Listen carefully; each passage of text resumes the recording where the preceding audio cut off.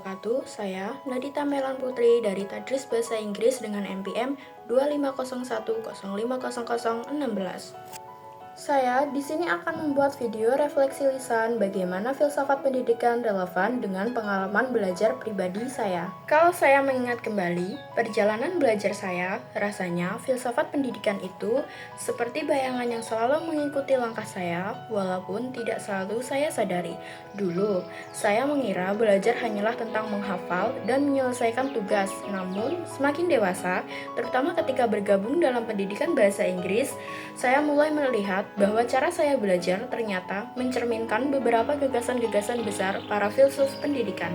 Pemikiran John Dewey misalnya, ia menekankan bahwa belajar tumbuh dari pengalaman bukan sekedar menerima informasi.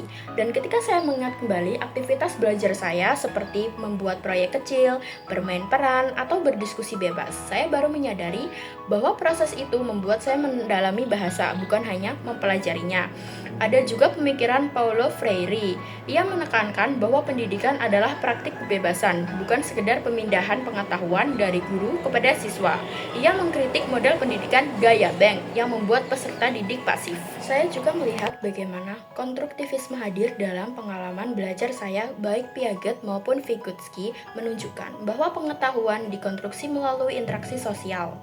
Dan benar saja, banyak pemahaman saya yang lahir dari percakapan, debat kecil, kerja kelompok, dan saling mengoreksi dengan teman-teman. Filsafat eksistensialisme juga menggambarkan perjalanan saya bahwa pendidikan berkaitan dengan kebebasan memilih dan membentuk jati diri.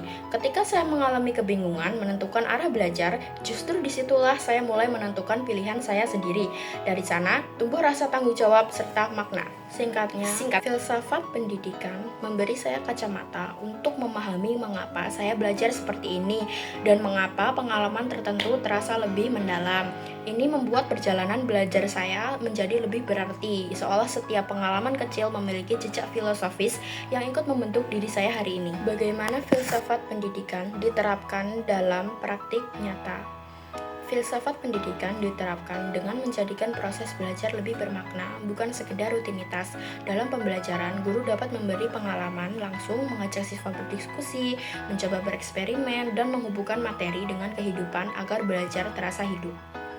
Dalam bimbingan, filsafat pendidikan tampak ketika guru atau orang dewasa menghadirkan kepedulian mereka seperti mendengarkan, memahami kebutuhan siswa, dan membuat mereka menentukan arah bukan hanya memberi instruksi. Dalam kehidupan sehari-hari, filsafat pendidikan muncul lewat kebiasaan refleksi, misalnya belajar dari pengalaman, memperbaiki cara berpikir, membuat keputusan yang selaras dengan nilai pribadi, dan terus mengembangkan diri.